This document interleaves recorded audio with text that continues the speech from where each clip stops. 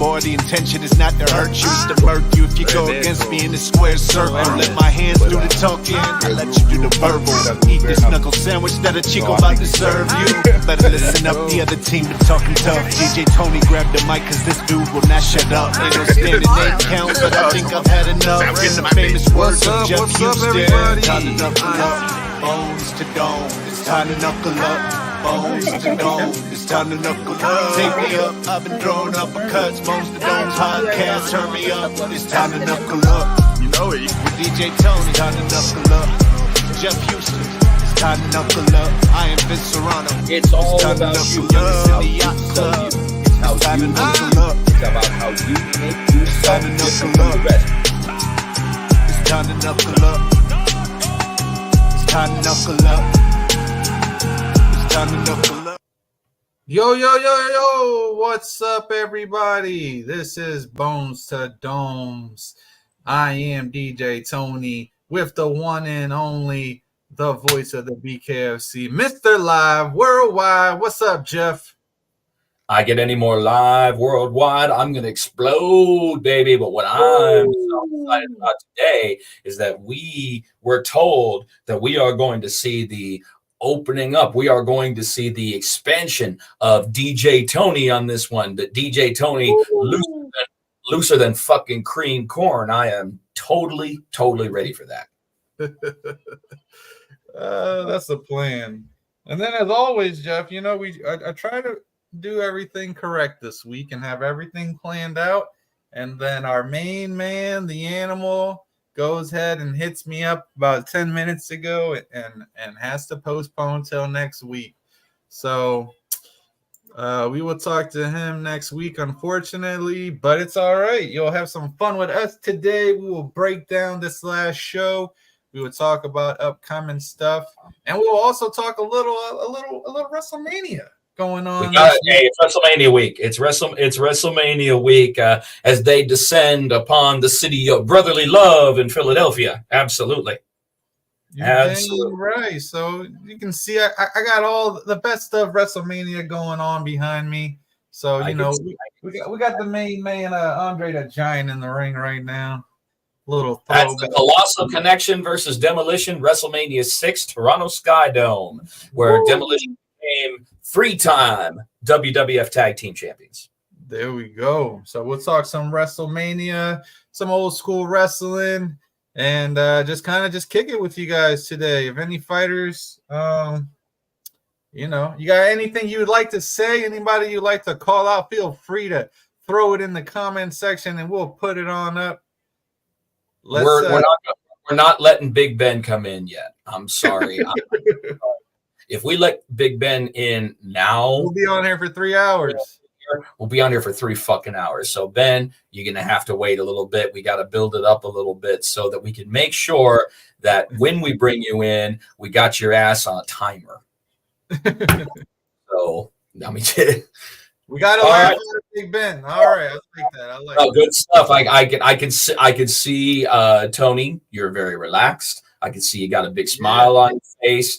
I see that you got the TV up there, so you are getting ready for, once again, which is always fun, WrestleMania week. Usually at one point it was WrestleMania weekend, but it's been WrestleMania week for as long as I can remember. And, how many WrestleManias are we into now where I believe it was WrestleMania 35 during COVID when they decided to bring in the very first 2-day. Saturday and Sunday. It was WrestleMania. This is the 6th year. This is the 5th year on paper, 6th year actually, but this is actually the 6th time that they'll be doing a 2-day WrestleMania event. So I was actually there. Hated it. I'm not gonna lie. There was so much shit that went wrong with that damn event. But in general, I don't like the 2-day because let's say if you want to watch the whole thing and you have a favorite fighter, and let's say he's fighting on Saturday and everybody else that you want to watch is fighting on Sunday, it's like, you have to get both days or you're missing out on everything. Like when I went, the only thing cool that I got to see at that WrestleMania was Kane, I think it was Kane getting inducted into the Hall of Fame. Yeah, it was a lackluster WrestleMania. I agree. Other than that, it was really. I was so disappointed. I can't lie. There were other delays too, weren't they? Yeah, and then it got delayed like 2 hours or 3 hours. It was the worst day. Should I just say? It was bad. What's up, guys? BKFC event in I'll just say we had a BKFC event that's In Saturday in Miami, and then right. Because of the storms, my flight got canceled, and the only way I could get back to make it in time for WrestleMania was to take an Uber. So then I Ubered all the way back to Tampa. I get to Tampa, and my truck has a flat. Of course. I go to drive my truck to go to the nearest truck or tire place, and there's a big sign on the door that says, sorry, closed. We're at WrestleMania. So then I had another Uber and to go to the stadium. It was oh man. And then I get there and then it's raining and it gets delayed anyways. And then I could have ended up just taking the flight instead of Ubering. And it was just, yeah. I hear. No, dude, trust me. I'm gonna tell you that's like the worst time for shit to go awry the day of, because everything is just so shut down. Everything just shut down for fucking WrestleMania. So it's that much harder. There needs to be infrastructure for individuals like you having a bad day, having a run. There needs to be last minute WrestleMania. I guess you could say, assistance. Oh yeah. There absolutely does. Absolutely in that situation. All right, we're going to talk Big Ben. We're going to jump right into it. We're going to go ahead and we're going to talk about Bkfc 59, which went down in the Burke over there at Tingley Coliseum. Fantastic draw. I think we had anywhere between 4,000 and 5,000 people. They came and showed up like they always did. Very loud, very vocal crowd. Let's go ahead and let's start with the main event, work our way down. The main event is the one that's we're talking about because very controversial to a lot of people. Plus also very first time in BKFC history that we ever have had a unanimous draw. We've never had a unanimous draw before. We've had split draws. We've had majority draws. We've even had standard draws, but we've never had a unanimous draw for any kind of fight. And a lot of people were criticizing BKFC because they've seen us go a 6th round with a draw before. A lot of people were under the impression that was in the BKFC rule set. Now it is as far as the rule existing, but however, for it to go into practice is 100% up to the state athletic commission. They're the ones that have the say so whether or not you have a 6th round or not. And unfortunately at the time it had not been voted in by the commissioners with the New Mexico State Athletic Commission, but we have been assured that the next time that we come back to New Mexico that will be voted in. And a lot of people were saying that Dodson didn't win the fight. A lot of people were saying Aguero won the fight hands down. It was really close. Those last 2 rounds. What happened is that as of round 3, I was the way that I was looking at it, coming up into round 3, and the fact that we went 5 rounds to begin with a John Dodson fight, the fact that somebody was able to shut down his explosiveness is incredible. But it's also the first time that Dodson had been in the ring with someone with BKFC who had that much of a height advantage on him. Usually at 125 pounds, you're talking about people who are anywhere from, John Dodson's height to maybe 5'6" at max. Yeah. 5'6" at max, and Aguero was a very lanky 5'8" for 125 pounders. So very, very long, extended himself out there, made sure that he controlled the distance. He got some beautiful shots in there. Now, both of them, the knockdowns on both sides, Tony, a little controversial because the fact that they were flash knockdowns. They weren't the kind of knockdowns to where anybody showed any kind of pain, anybody was hurt, because they weren't. Yeah. Nobody was hurt. So when you have a flash knockdown, it's so easy to misinterpret a flash knockdown for a slip. And a lot of people were claiming a slip on Dodson's, but I was there. Both of them were the result of flash knockdowns. That's what they were. That's what they were. And I had Aguero ahead 2 points by the time round 3 came around. But for rounds 4 and 5, Dodson won rounds 4 and 5, and that's what evened it out.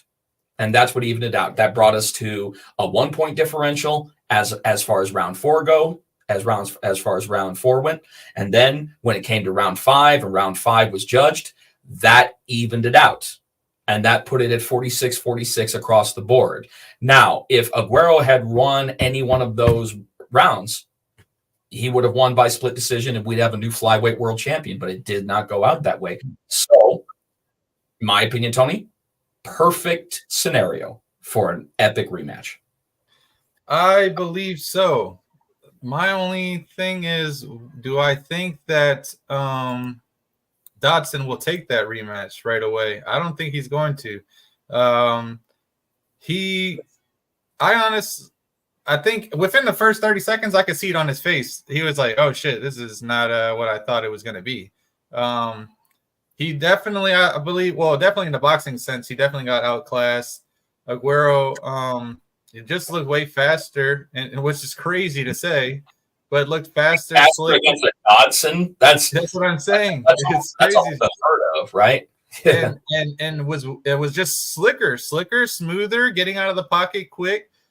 He knew that Dodson was going to do that little head fake that he does that little 2 bounce that he likes to do before he comes in, and he rolled out every time perfectly. Every time that he started exploding, he angled out. Yep, he knew he'd seen it coming. Did not give him a chance. He did not give Aguero a chance, not one chance, to explode. Because what Dodson was looking for was to explode, get him on the ropes. That did not happen. Every time that Aguero was inching closer to the ropes when he was trying to explode in, he'd angle out.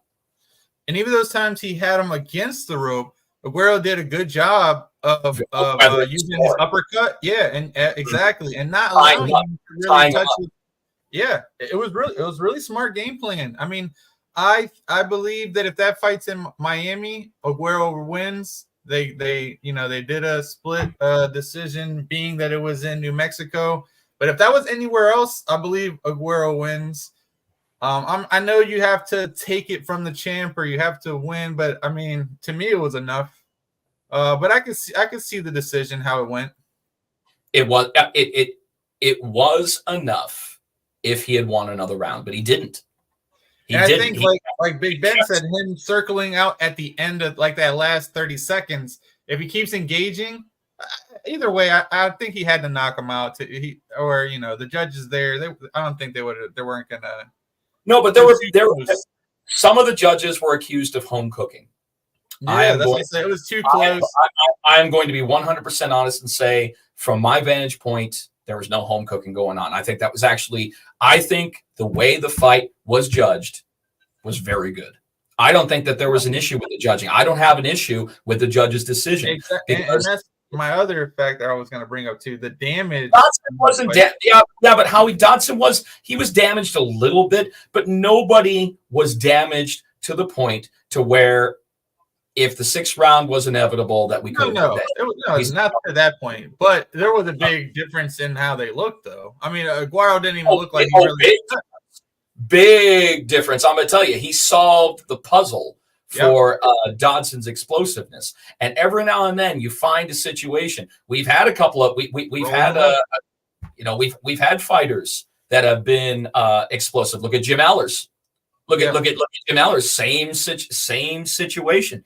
Same situation until somebody steps forward and finds a way to shut down his explosive, his explosive fight style.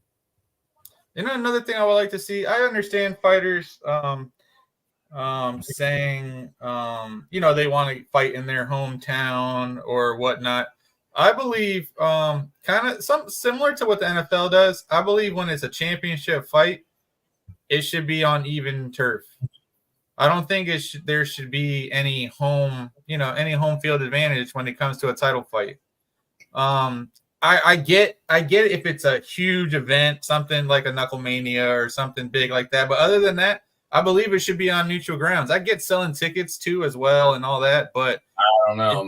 It just makes it, We don't remember Rocky IV. Ivan Drago, a man with an entire country in his corner. Yeah.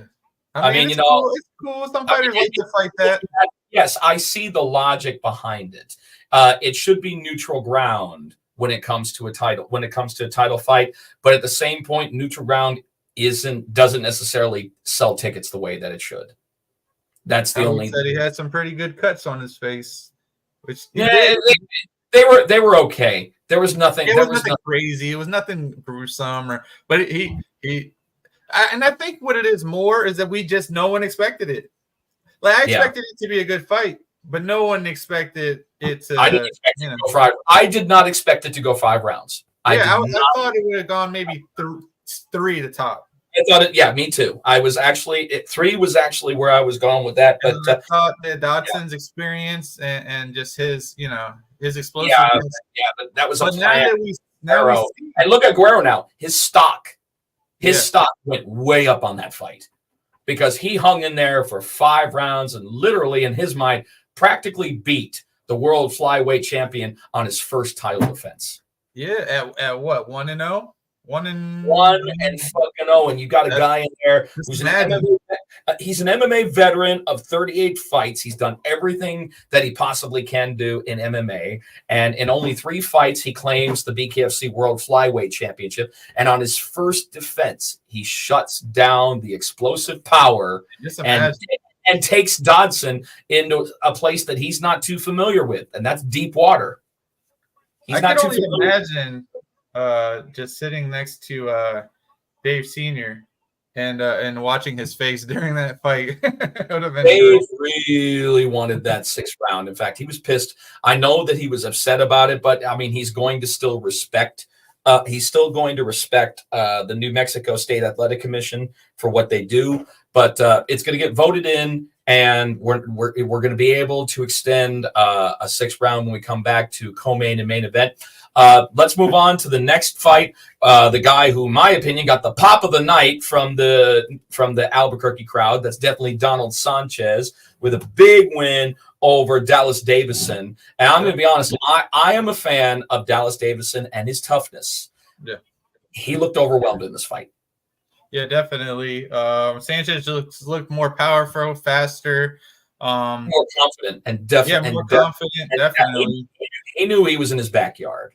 He knew he was in the backyard, rolling up to the fights in a black matte G-Wagon, man, rolling up like a player, like a player, man. Like he just fucking owns the 505. Woo. And then goes, gets that big win, and then goes and calls out the champ. So that fight makes so much sense, man. I'll tell you, right? You want to talk about 2 veterans? You don't get much more fight veteran than Donald Sanchez. The man's had over 100 fucking fights across the board when it comes to combative sports, and he's what now 3-1. He's now 3-1 in BKFC. I think either one more fight for him, or the powers that be may just put him into a title match with Dave Mundell right away. It could go either way, but personally, as far as matchmaking goes, that's the fight that I want to see with Dave Mundell. Most definitely. That would be a good one. I definitely would like to see him in another fight. He has had some good competition. I mean, his first fight, Jeremy Smith, and then Blake Lacoste, and then Noah Cutter, and then now he just beat Dallas Davison. But I definitely would like to see him in one more fight, or even maybe a rematch against Jeremy Smith. Would be a good match before that title fight. But heck of a win, big win, big win, and the possibility of a potential star within BKFC making his BKFC debut. I'm talking, of course, about Nick Coring. Nick Coring with a very devastating knockout over Kyle McElroy. Kyle McElroy has, in my opinion, if you're looking at a fighter for when they first started with BKFC and has had the most astounding physical transformation. Yeah, for sure. It starts and finishes with Kyle McElroy. I remember when I first saw him after he dropped all the weight, I had no fucking idea who he was. I thought he had like body surgery or something. No, I asked, who the fuck is that? And Sean was like, that's Kyle McElroy. I'm like, you fucking lie. There's no fucking way that's Kyle McElroy. Sure enough, he put on all that muscle, took off all that weight, looked fantastic. But man, I'm going to tell you, Nick Coring came in a house of fire, and he had a plan, and he saw that plan out. He is saying that he is tailor-made for this sport. That is yet to be determined. No offense to you, Nick. One fight doesn't prove shit. Yep. Now, it was an impressive fight. You got a knockout within 30 seconds of round number 1 against a veteran in BKFC. So very, very impressive. But unfortunately, one fight doesn't mean shit. Yes, but I do like what I see this far. So is he going to be a potential star? That is yet to be determined, my friend. Got it all in a matter of 10 punches, too. So, I know. Oh, man, that punch, I love Kyle. Man, that punch, I felt bad for him. There's not many times where, where someone gets knocked out. You're more as a fan, you get excited or whatever. This time I was like, oh, shit. Like, god damn, that looked like that shit, That's going to hurt for a couple days there. Like, no, I mean, it was the right call to make. Another potential star. Once again, we shall see.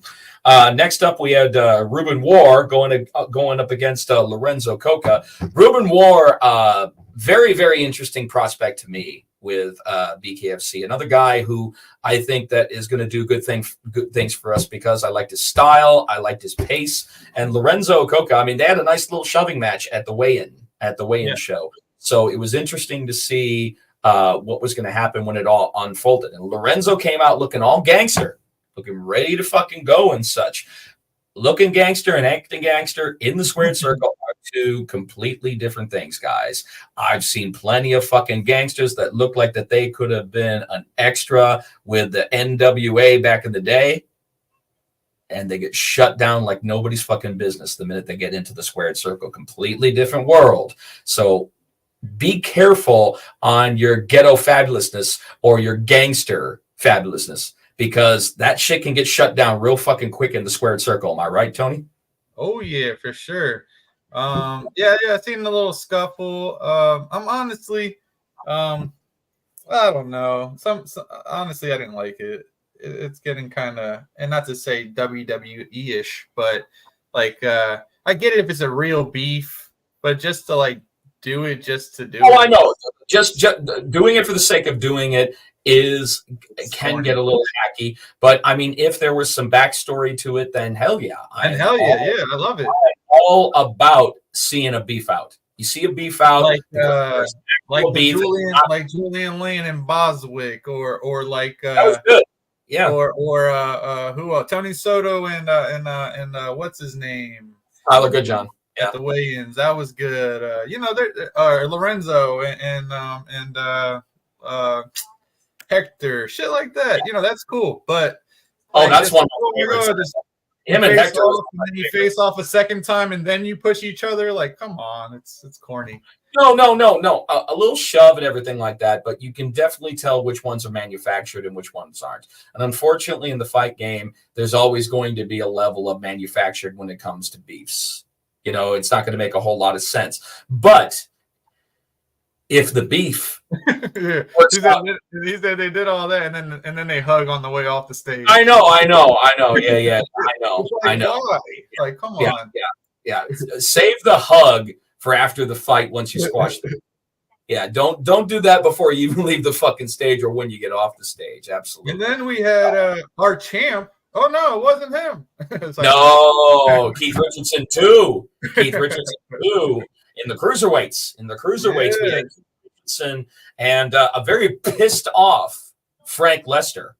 He did not want that to go the way that it went. You could see he was so frustrated that he ended up getting the technical knockout in the first round. Now, he got opened up and he got scarred and such. But, you saw that he was not properly acknowledging the referee. Yeah. Guys, if you're not going to properly acknowledge the referee, whether you get rocked or whether you don't, the referee's discretion to stop the fight if he feels that you're in danger. We've seen it happen to Arnold Adams, against. We did. Yeah. Won't even mention his name. How about that? But yeah. No, okay. You mentioned over a fucking famous name. He's under a Roscoe Elite. You can do whatever the fuck you want. No, not Arnold Adams. I'm talking about the person that he fought against. Yes. Alan Belcher. There you go. Alan Belcher. I always got him mixed up with another heavyweight that we had. I used to always get their names mixed up. That actually Arnold fought him as well. Anyways, yeah. He'll come. Come up to it when you come up to it. We're not going to sit here and go for like 2 minutes. I was going to get to this too. I was going to get to that too. Let's see who else we got on here. We got Mark. We got Mark Entenberg with a decision, with a majority decision over my very good buddy. Kleckler. There you go. My bad. I didn't mean to cut you off. Kleckler. I always got him and Kleckler mixed up. Always their names. They're both big, strong, tough guys with beard. So always. But Mark Entenberg, another guy, he said something pretty interesting actually in the fighter meeting that I'm going to start kind of following. He said that throughout his bare knuckle fighting journey, he wants to change his nickname every single fight because the nickname is going to kind of represent his journey. So he's going to change his nickname each and every fight that he does with BKFC. He's still undefeated, even though Van Vo started coming back in that fight, started connecting. What made this fight, in my opinion, kind of lackluster, and it could have done so much better? There was too much fucking respect. There's too much fucking respect. Okay, guys, I understand if you're a respectful person, but there's a time to be respectful and there's a time to kick someone's ass. Yeah. Okay. And be respectful at the right points. But if you're not coming in there to kick someone's ass, then what the fuck are you doing here? I mean, seriously, guys, that's the whole point behind this. Dave Feldman tells you to fight your ass off, but there was just too much goddamn respect. And I'm going to tell you, guys, squash that shit from now on, okay? That man is your enemy until the fight is over, okay? That's just the way that's the way it is. I get sick to shit of all of this goddamn respect that actually takes place during the fight, and it ends up taking away the quality of the fight because there's that level of respect. Put it on the shelf until the shit's fucking done.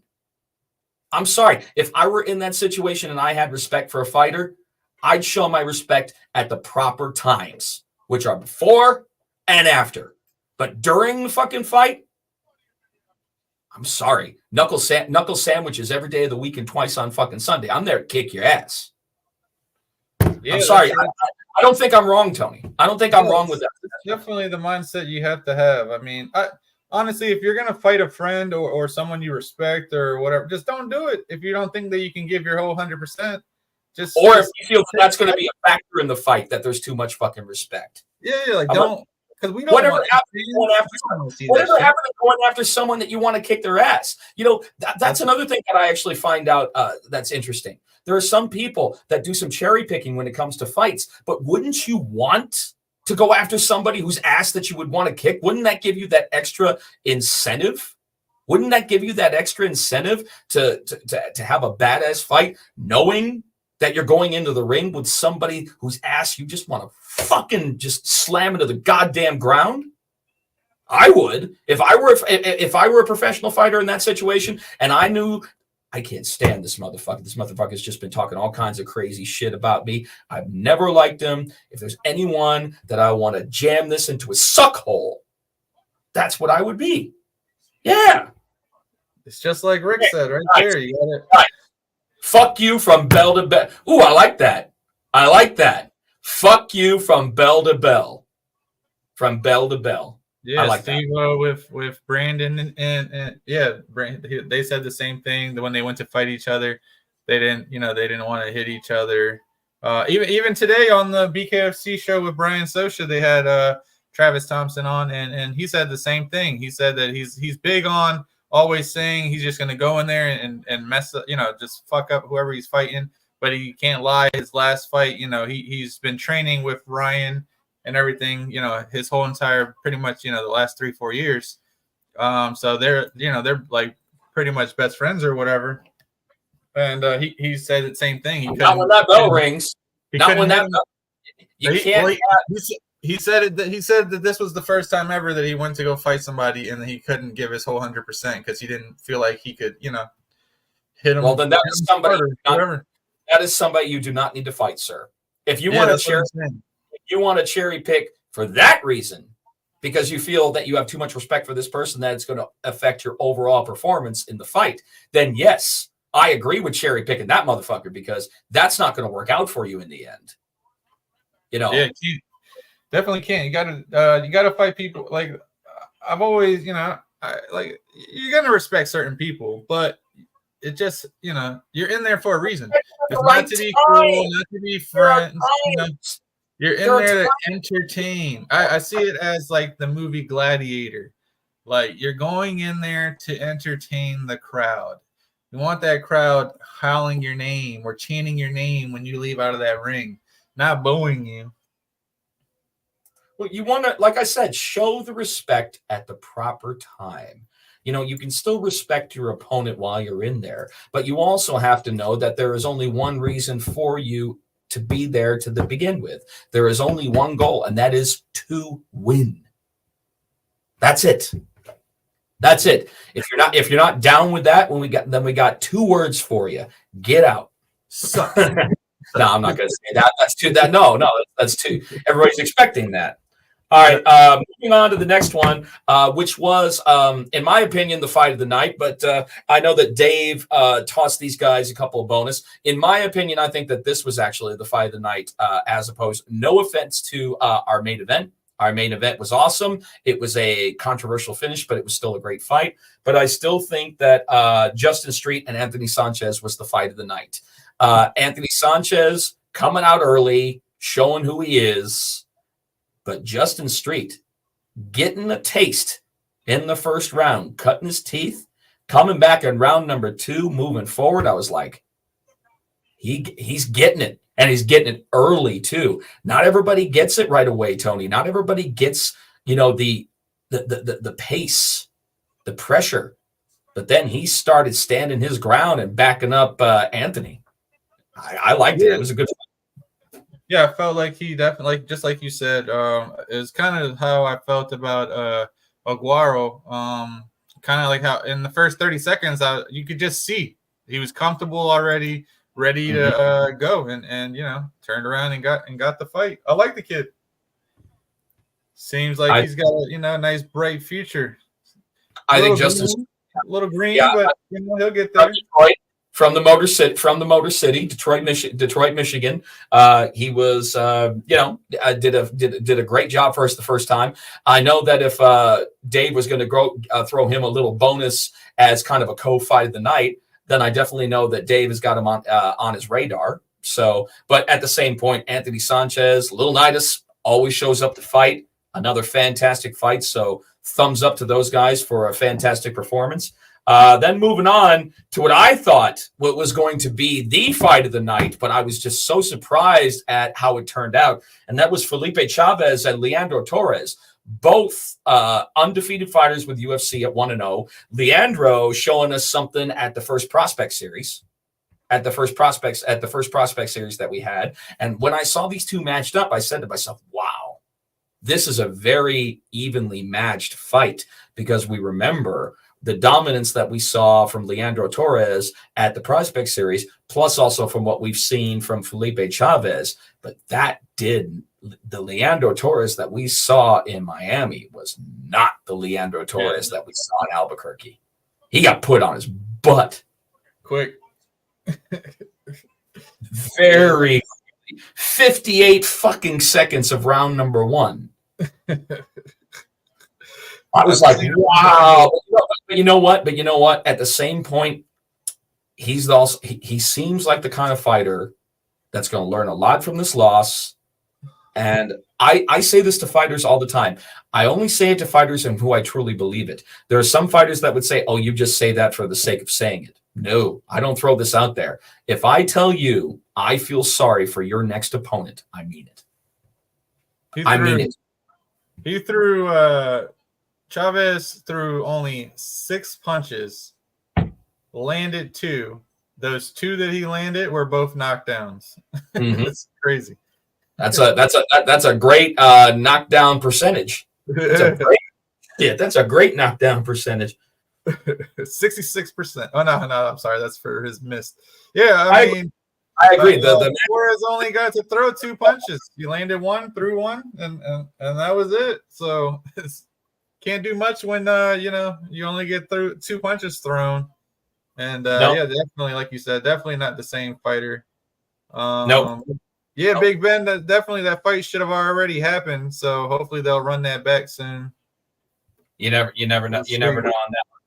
And another interesting prospect for BKFC, a very interesting heavyweight, Manuel Otero, with a big win over Mikey Fernier.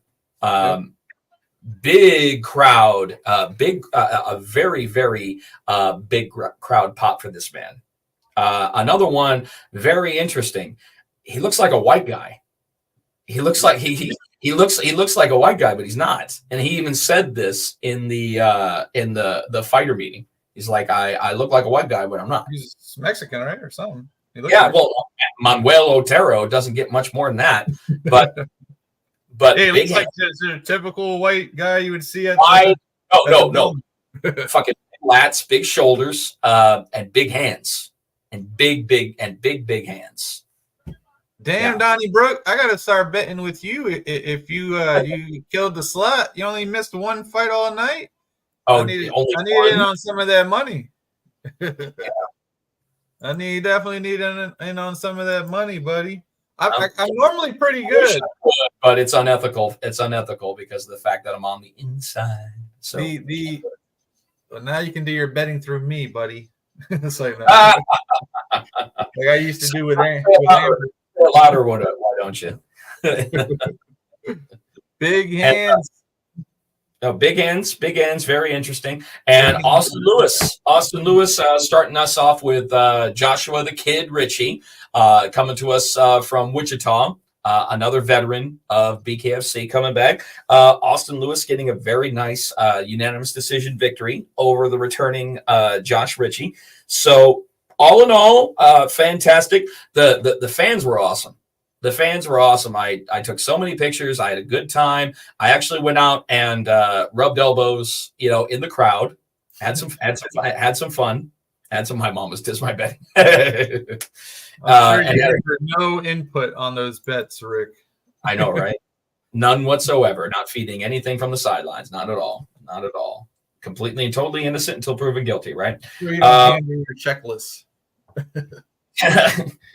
But another fantastic time. I love Albuquerque because I remember when we first started in New Mexico. Our first show was over at the Rio Rancho Event Center, and there were so many people at the Rio Rancho saying, "Why couldn't you have brought this to the Tingley Coliseum? Why couldn't you have brought this downtown Albuquerque?"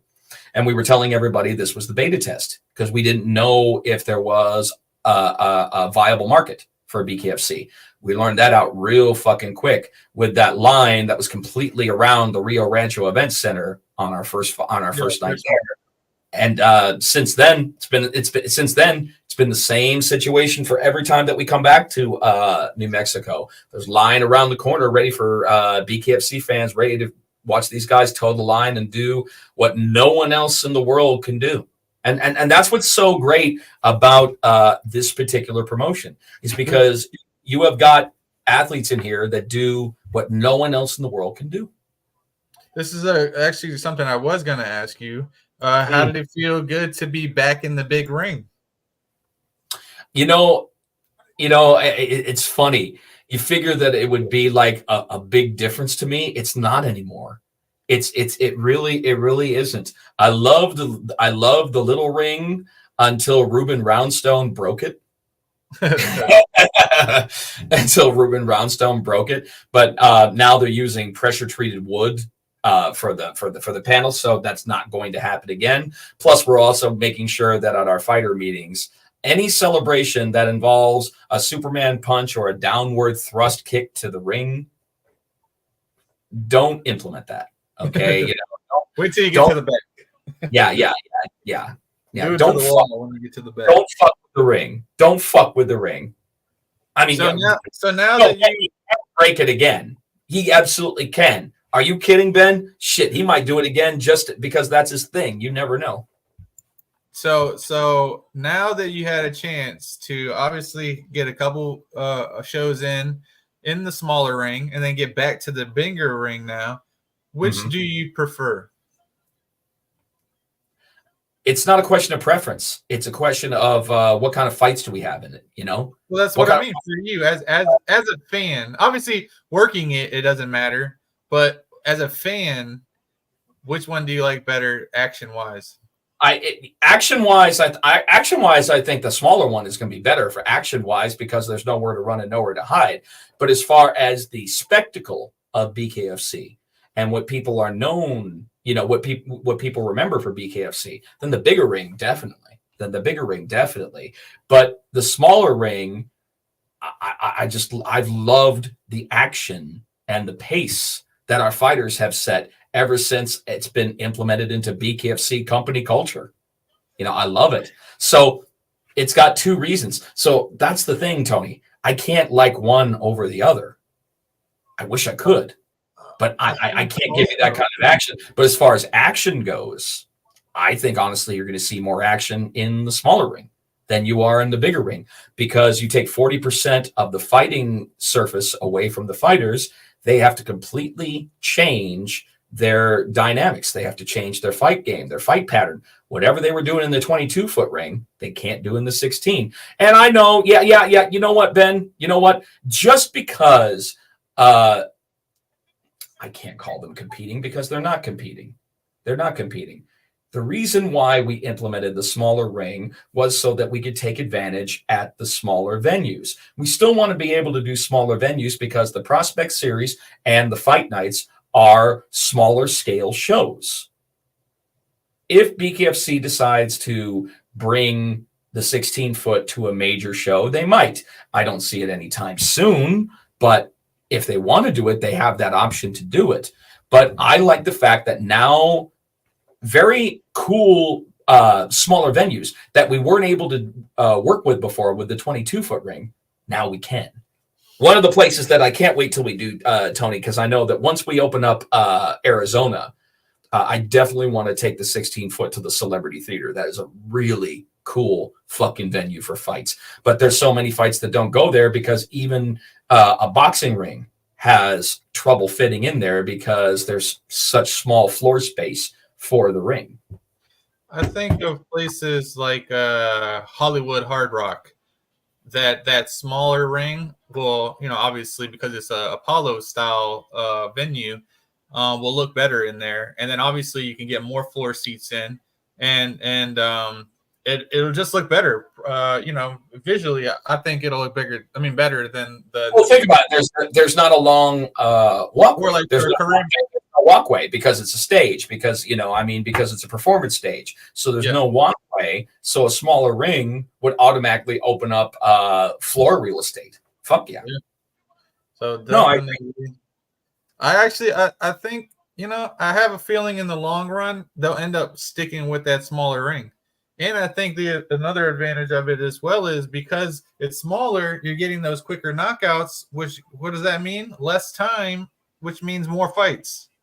No, I couldn't agree with you more. And, there are smaller venues that are utilized in combat sports. I mean, look at the UFC.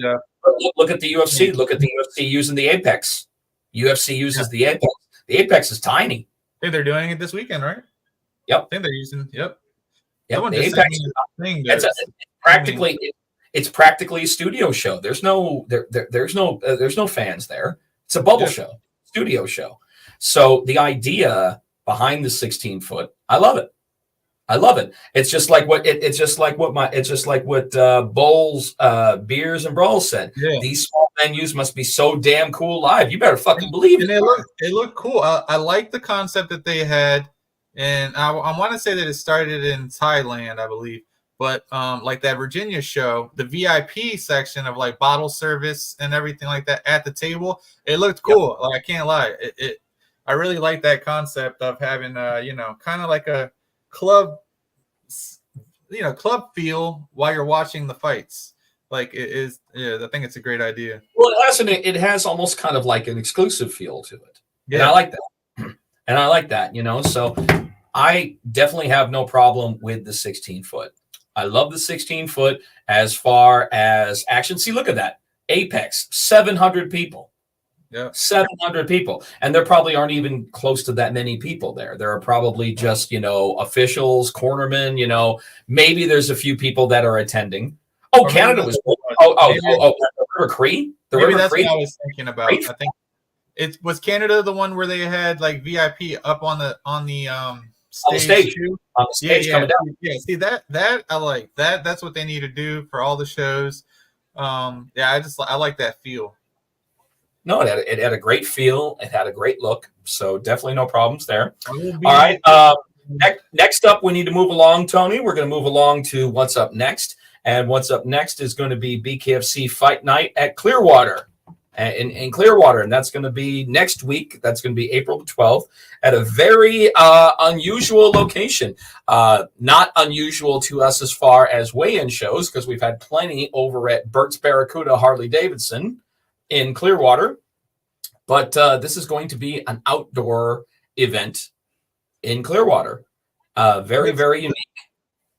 That's fine. We can talk about that. We do. I know it was me. It wasn't you. I know. I said we were just going to skip Bkfc 60, but I forgot that there is 3 title fights on that. It's we were going to get to it. Yeah. I guess up next. I guess really up next would be actually Bkfc 60 with 3. And if you also recall, Dave had announced that for the interim titles and for the international titles, Bkfc will be rolling out the silver belts. Yeah. Those are cool. And I remember us talking about that. Remember, we talked about that, I believe privately, but then on the show as well, about that potentially being the silver belts for the damn it, what is it called when you get the title but you don't have it fully? Interim. There you go, for the interim belts. The titles and the international titles will now be the silver plated Bkfc belts, and I love it. I like the silver better than the gold. Well, I think that the gold is something worth fighting for, but I think the silver is also something worth fighting for. Silver looks cool. No, I like the idea. I really like the idea. Oh, that's right. That's right. That's right. Because I don't believe that. Yes, that's right. Because Chris is going to be on location for the tryouts. He is going to be on the tryouts for that. So it's going to be our good buddy Sean Wheelock, and it's going to be Captain Deadpool. Nice. That are going to be calling that one, and Captain Deadpool definitely has a vested interest. You won't see him actually fighting, but that's all right. And this one going to be in Milton Keynes. It's going to be a good night of fights. Very, very fun about the fact that there are going to be 3 title fights throughout the night and another numbered event. I really wish that I was there for that one. Actually, that was going to be good. So we've got 3 of them. We've got a featherweight title bout, a light heavyweight bout, and the lightweight. And the lightweight's all kinds of fun. The lightweight's all kinds of fun. We got Franco Tenaglia against James Lights Out Lilly. That right there is going to be a fucking banger. Both of these guys definitely don't like to show back. Next up, co-main event, Danny Christie going up against David Round. He's going to be defending the light heavyweight title. Very, very interesting. Danny Christie, we definitely have someone on commentary who knows a little something about the bare knuckle bastard. That's for sure. Yeah. That's for sure. And then another very interesting one where we got Gary Fox going up against Shepard for the for the lightweight title. So we got 3 title fights on there. But another interesting one for me is the return of BKFC South African fighter Chaz Wasserman. Yeah. He is back on the card. In my opinion, one of the best fights in BKFC history that he fought the last time I was at BKFC London. So I'm very, very excited to see Chaz back in the squared circle. Plus, also, I wonder, it's a numbered event, but are we going to see the 16-foot squared circle over there, or are we going to see the 22? Well, I believe that they have their own ring over there already. So they already have a 22, but I don't know if they had planned or if they would. Yeah, no, I don't think that they. I don't think it will be because it's a numbered. We only do so many events over there a year that I think that all the events will be in the big ring, because to bring a smaller ring over there and we're only doing, unless they start doing more, prospect shows and fight nights or something over there. But other than that, yeah, I think that's a good idea, because they're only doing 5-6 shows a year over there. I think that. Well, we're gonna start to see more prospect. We're gonna start to see more prospect series over there because we're gonna see more and more tryouts. As the international brand expands, we're going to see more and more tryouts, which means we're also going to get our good boy, who Cyrus likes to call the walking fight of the night, Chris Lights Out Lytle, is definitely going to get more international time, because this is the second event that he's missed recently because of his involvement with these tryouts. It just shows how invested he is in the product to not only be there to be calling the action, but it just seems like, I'm not saying his priority is over commentary, but I know that starting to think that he doesn't like Florida. I mean, he missed the Miami show. Now he's going to miss the Clearwater show. Are you kidding? Are you kidding? That's not it at all. Tampa's one of his favorite places. He loves Tampa. He's upset about that one. He is upset about that one. But yeah, like you were saying, April 12th, next Saturday, we go back to Barrett's Barracuda, where we've had a number of weigh-in shows there. Nice, very, very nice venue, outdoor venue. It is covered, but outdoor. And it's going to be a great event. A lot of great fights on that card. I don't expect to sweat my balls off, but I probably will nonetheless. Well, today was about 80 degrees. So another 2 weeks. I mean, it's going to be, for that show would be like a more great show to do in the morning, especially here in Florida. Absolutely. With that 8 o'clock at night, it'll be around 80, probably 79, 80.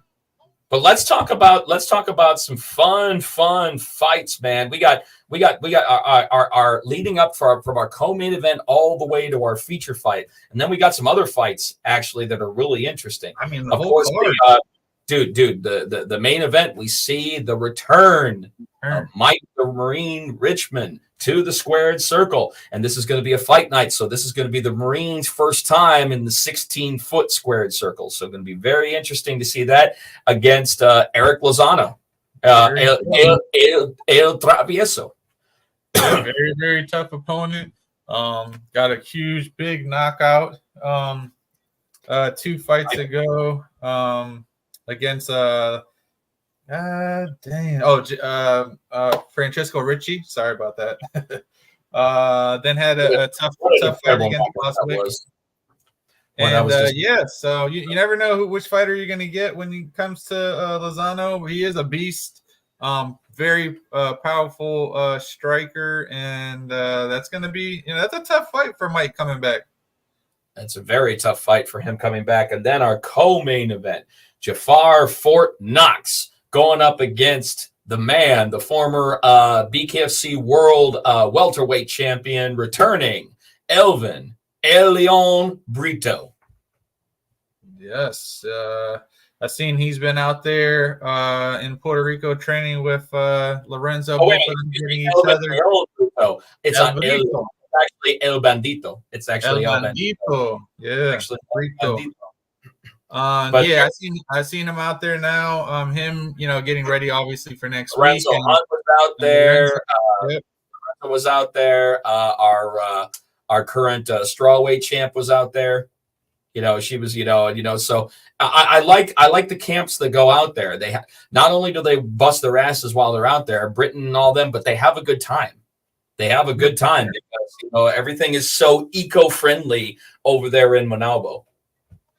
And then Austin after that. Also, man, it's a great lineup. Then you got the return of Tyler Rookie Randall. That's yeah. a good fight. That's a good fight. In fact, I'm trying to think, is this Tyler Randall's first time at flyweight? I think so, but I know for sure they're both coming off losses. So they both need this big win. Well, we haven't seen J.R. Ridge. We haven't seen J.R. Ridge since his loss to John Dodson for the flyweight title. So probably going to see a very different, very focused. Yeah, from what I've heard, obviously, our main man, Street Nat Matt, trains him, as well as Ryan Reber and Travis Thompson. And from what Matt was telling me, and what all those guys were telling me, is that we're going to see a huge different J.R. Ridge. He's way bigger than we've ever seen him, and way faster. And they all said the same thing, that he's been giving them all hell in the gym and in camp. So can't wait. I think I seen that Travis had a nice shiner going into this fight, and I believe that JR accidentally gave it to him. But yeah, that's gonna be a fun one. And then a rematch. The guy that we were supposed to have. Oh, I'm excited about this. We got the return of Abdil the Nightmare Velasquez going up against our boy.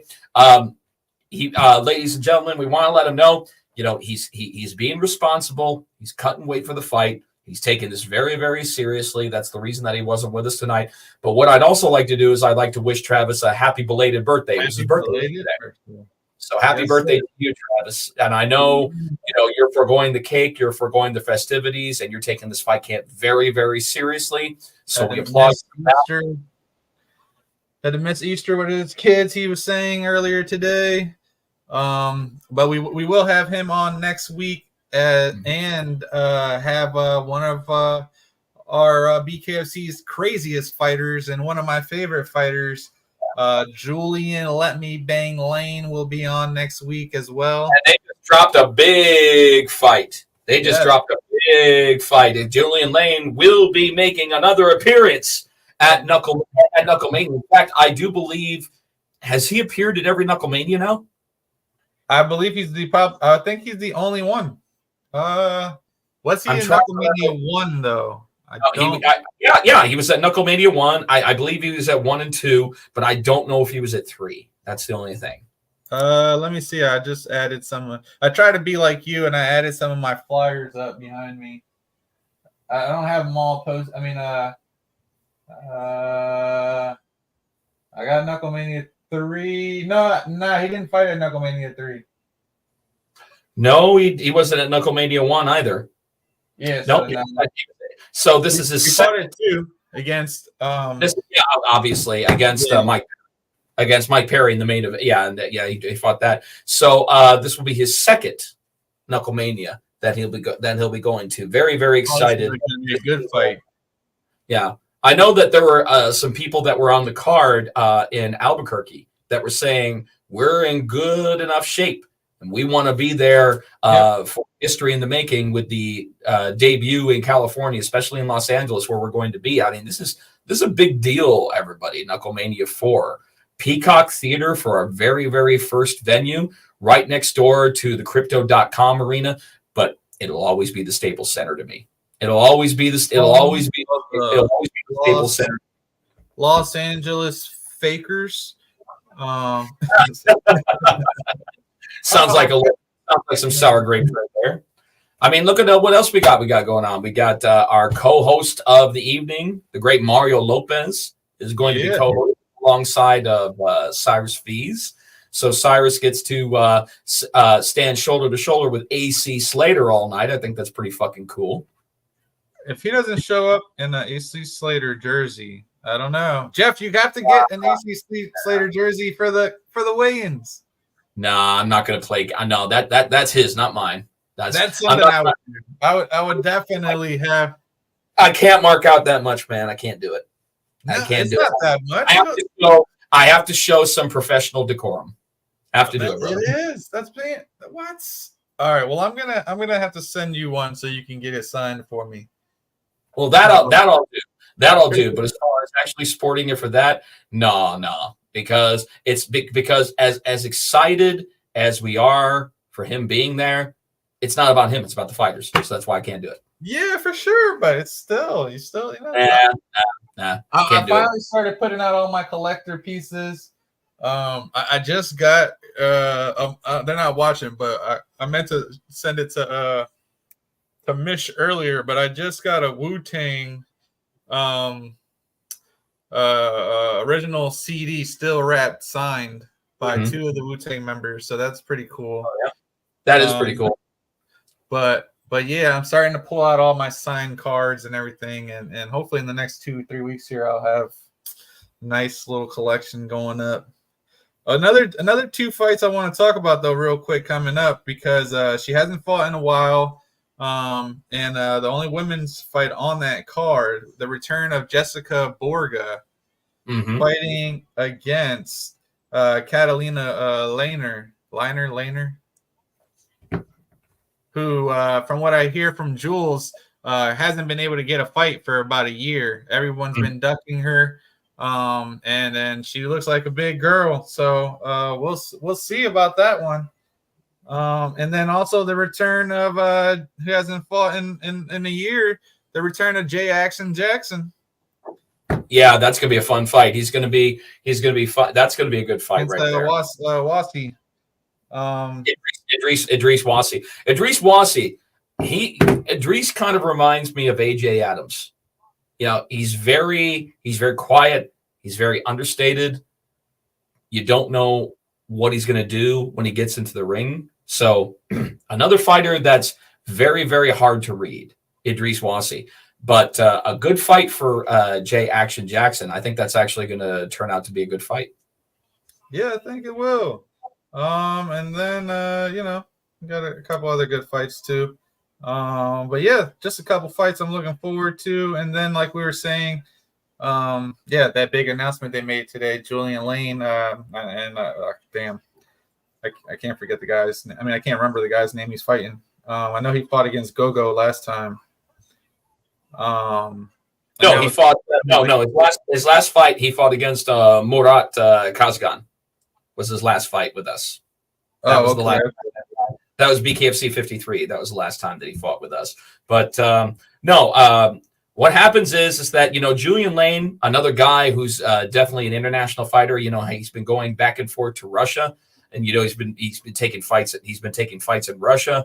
But this particular one, there's a lot of good fights on it. Knucklemania is just Jesus Christ. It's absolutely going to blow up. It's the hottest ticket in Los Angeles, and that's saying something. For us to be the hottest ticket in one of the biggest cities in the world, that's impressive, man. That's impressive. He's fighting Kordonov.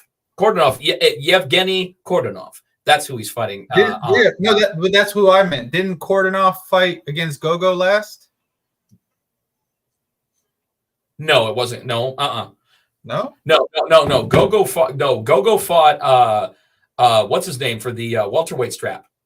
No, I know not who Gogo fought last, but who Evgeny whatever fought last. Evgeny. I thought that's who he fought last was Gogo. I could be wrong though. He may have. I'm not 100% sure. I don't have the. That was a really good fight. That him and Gogo was he had Gogo in trouble in that fight. I remember. No, I think that Evgeny and that's when he kept doing his little salute during the fight. Remember, they would catch each other, and then they were going back and forth like. I think that's going to be another bloodbath because Evgeny's another guy who likes to step on the gas, and Julian Lane. It's almost like Julian Lane cannot not have an entertaining fight. So, shit, you better get Brian Sosha about that, or you better message. You got to get on that. Get on that. Because if they get tickets by now, big dog. Shit. I guarantee you, if you don't have any kind of seats arranged for that one, you're going to be SOL on that. The smartest thing to do is next Tuesday, comment underneath the comments, underneath the Brian Sosha show, and usually Evan will catch it. He said he did already. I don't know, dog. I don't know. Unfortunately, I don't have the connects that I used to. Sorry, no, I'm just kidding. Nobody talks to Mr. Live Worldwide because they figure Mr. Live Worldwide can't do shit, but I can do more than you think so. You can do more than Tony can do for you. So hit up Jeff. Jeff will make sure you. What do you mean heard Bkfc lost their MVP? What are you talking about? Who are you talking about, Mike? Who are you talking about, Mike? What up, Andy? If you're gonna, Andy's got some stuff going on for me. I'm sure he does. This news hopefully that's about to drop soon. We got to get Andy on the show. Okay. I still want to address what you just said. Oh yeah. No, yeah. You know, I'm gonna tell you something, man. You know, I was heartbroken to hear that, but at the same point, I see how excited you are with this new journey with Orozco Elite and what you're going to do for the fighters. So I feel nothing but good things for you moving forward. I really do. How about next week? We already got our guest on, but how about the week after that, Andy? Yeah. Let's bring on Andy. We haven't had Andy on, so let's bring Andy on. We'll do that in 2 weeks, Andy. We'll bring you on. Okay. I'll send you send me your favorite picture, Andy. I need something old school with you in a bandana and some workout shorts, a little tank top. You got anything like that? Oh, you want to get? Oh, I see. You want to get him like the way that Vince McMahon used to dress when he was on Superstars. He come out in those workout warm-ups. What was the guy, the old workout guy's name? They had like the little curls and do the workouts and shit back in the 80s. What's his name? Richard Simmons. Richard Simmons. There you go. You got a Richard Simmons picture, Andy? Yeah.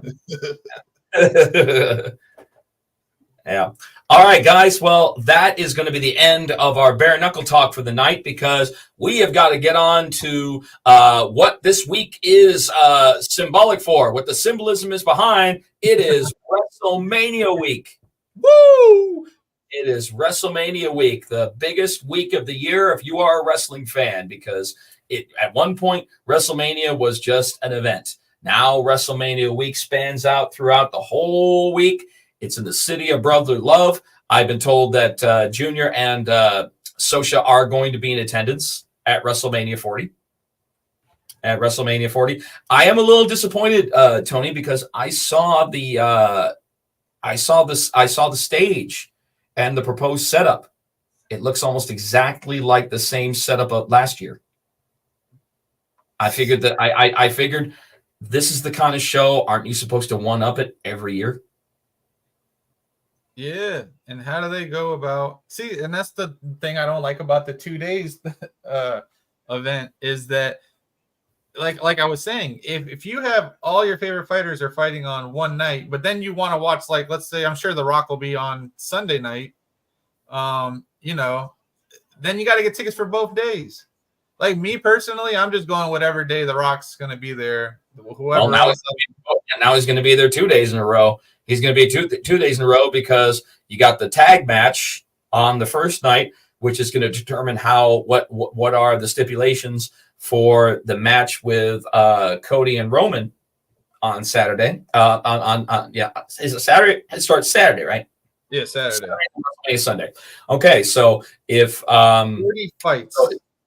So if Cody ends up winning, so if Cody and Rollins win, then there's no interference during day number 2 from the bloodline. But if Roman and The Rock win, then it's bloodline rules for the main event, day number 2. So interesting storyline there. I'm going to be honest with you, Tony. I'm digging what The Rock is doing, except for one simple thing. I don't like the Versace shirts anymore. Oh, come on. No. You know what? So no, I've been watching. He's too fucking big, man. Thank you, Gonzo. Shout out to Gonzo and his company Box to Light Promotions that they're doing out in Orlando. They got good things going on. We got a show coming up next month. Make sure you guys look out for the tickets. We will be at not Creed Royale. Anyways, just message me. I'll have tickets. I got a ticket link and everything. So, but yeah. Anyways, back to WrestleMania.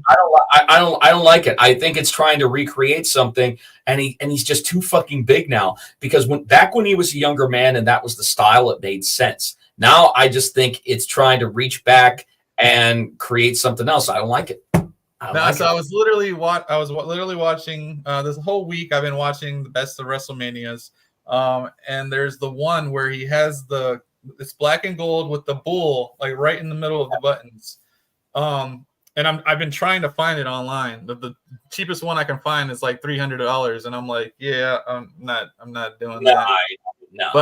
Man, I just want that one. The rest, they were kind of crazy, but that one, I have to get it. Like that one I understand because that was a little bit more geared towards him. But the ones that he's wearing right now, and yesterday on Monday Night Raw, I don't know what the fuck he was wearing. He looked like he was wearing like cowhide with like cow fur all over it and everything like that. He's done that before though with the vest. He's had the cow with the vest. Don't like it. I didn't like it either. But I always like the smooth Rock with those shirts and the slacks and the dress shoes. The best people's elbow ever was when he was dressed up. Oh, he dressed up as sliding. He did the slide. Oh, man, like I remember that. Dude, he was wearing like he was wearing like penny loafers when he did that. That was awesome. Yeah, the Gucci loafs and slid on Big Show. Boom. I'll give credit where credit is due. That was pretty fucking badass, man. Come on. Yeah, but then you got that. Then you got the women's championship going. I guess you could say the co-main. Ripley versus Becky Lynch. So that should be definitely a good one. They always put on a good show. And then Intercontinental Championship, you got Gunther, who I know. I don't know who Sami Zayn is. I don't really watch anymore.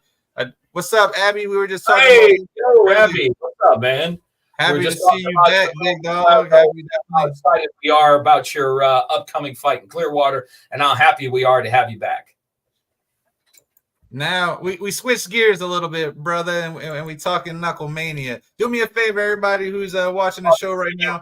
Drop in the comments, drop your favorite I'm sorry, I wanted to say Knucklemania. Drop your favorite WrestleMania number or your favorite moment ever in Knucklemania history. Well, my favorite personal WrestleMania was the first one that I went to, and that was WrestleMania 3. Back in 1987, because of just how big it was for the landscape of the business at the time, and how amazing it was to actually be there. But my wife would say different, and this has been voted as actually the best WrestleMania of all time, and she was there, and that was WrestleMania 17 at the Astrodome. Still to this day, it's the highest voted, and in my opinion, the greatest video package of any main event that there ever was. The fact that they got Limp Bizkit to do My Way or the Highway for the Austin 2. That was badass. Yeah, that for sure. That's still definitely my favorite promo ever as far as building a main event for WrestleMania. Yeah, that was definitely my favorite package, like you said, like a promo package for that was with that song. Yeah, definitely. I'd have to say definitely favorite package. It was the right time. You got to figure this was 2001. You know, Limp Bizkit was really hot around that time, and to have Limp Bizkit on as the official song for WrestleMania, plus also have multiple songs for the packages and throughout. And I'm sure you remember WrestleMania 19. 2 years later, Limp Bizkit played The Undertaker to the ring. Yeah. And at Safeco Field in Seattle. I have to say, probably be, I think this was WrestleMania Iron Man match, Shawn Michaels versus Bret the Hitman Hart. WrestleMania 12. Yeah, that probably was my favorite In Anaheim. WrestleMania match ever, just because of everything that happened and the screw job and all that and everything that went with that, and USA versus Canada, and it was the best time in wrestling to me. Feud. It was a legitimate feud. It was just a legitimate feud. You know, Bret Hart, you know, just before Montreal, I'm sure that you remember that basically Bret basically went out there and said to Shawn, you know, I'm going to do everything I can so that we can have a good match. I'm not going to hurt you, and I'm going to do everything I can in my power to not hurt you. And then Shawn says, you know, I appreciate that, but I am not going to extend you that same courtesy. Damn. Yeah, Shawn was an asshole from what I heard. Everybody says that Shawn was probably... says that to you, then why the fuck would you want to work with him? I mean, why the fuck wouldn't you want to screw him over some? Or anyway, I'm sorry. If somebody said that to me and the primary goal as a professional is to take care of each other, and he says that he's not going to extend you that same courtesy, I'd be pissed too. Especially if you know you got to fight or wrestle for an hour. Like, this was after. This wasn't. This was after the Iron Man match. They were still, you know, kind of, you know, a certain way at 101. Yeah, I believe that. I think that might be true too. We went into a year there where they had like all the songs being performed when they came out. When they were mixing the rock and rap music together. Yeah. They did. I think it was Method Man had a song. DX had you know, DX played to the ring for Shawn Michaels at WrestleMania 14. 14. Okay, yeah, I was gonna say 13 or 14. 14. But I'm trying to think if somebody got played to the ring before that. I'm sure. I feel like maybe early on, like 6 or 7, like that happened. No, nobody got played to the ring by anybody, which is weird because if you remember WrestleMania 3, Jake the Snake came to the ring with Alice Cooper, but Alice Cooper just came to the ring with him. He didn't play him to the ring. It was Jake the Snake Roberts and the Honky Tonk Man at WrestleMania 3, and you know, Stevie Wonder just opened one. Oh, no, not Stevie Wonder. Ray Charles. He opened. No, Ray Charles did "America the Beautiful" at WrestleMania 2. Yeah. That was probably one of my favorite moments too. Oh, dude, that's well, I don't know, man. Aretha Franklin at WrestleMania 3. I'll still never forget the toss when I was 4th row center and just hearing his voice. Here to sing "America the Beautiful," the Queen of Soul, Miss Aretha Franklin. And then she was playing a Steinway, like in the center of the sea of people. I'd never seen that many people before at a live event at WrestleMania 3. It was just incredible hearing that. Absolutely. But I would think, as far as America the Beautiful, Ray Charles was definitely the best. As far as, you know, what was amazing? That they never got Whitney. Yeah. It would have been cool as shit if they had gotten Whitney, but I guess Whitney was just a little bit too much. She was a big star. All right. Now that we're on the topic of that, what's your favorite play to the ring? My favorite, walkout? Is there a walkout ever? Your favorite WrestleMania play to the ring. I don't know what you're saying. If a superstar is played to the ring live from the band that their walkout. I believe it was who was the hip hop. It was damn, I forget. Yeah, I don't know, honestly. You're not talking about cult of personality with CM Punk. No. I want to say like Method Man did something, or At WrestleMania? maybe I'm wrong though. Yeah, honestly, I don't remember. If we want to talk about like walkouts, that I can remember. We're talking about where the band played live. Yeah. I don't honestly, I don't even know. Oh, I do, dude. WrestleMania 17, WrestleMania 17, Triple H and Motorhead. Oh, that was definitely. That was well, I was gonna say that was probably my favorite walkout ever as well. Was that the Terminator one? No, the Terminator one was WrestleMania 31. Okay, that was probably my favorite walkout ever. The Terminator. My favorite walkout of his ever was WrestleMania 30 when he wrestled Daniel Bryan, and he got it brought in on the throne, and they had Charlotte, they had a couple of other developmentals at the time that were working with him, and the music was the timing, so you know that they rehearsed the fuck out of this. But I remember when Triple H took off the crown and lifted it down, and then you see his angry ass fucking face staring a hole through you, you could actually see the brim of the crown was brought down perfectly. Like, it couldn't have been more perfect the way that he brought it off his head. And just the timing behind everything was just absolutely fucking flawless. So as far as, but when I lost my shit for an entrance was definitely WrestleMania 17 with them, because I don't think Triple H was ever better than when he wrestled The Undertaker at WrestleMania 17. He was absolutely in his prime. He was at the top of his game. He was in peak physical condition.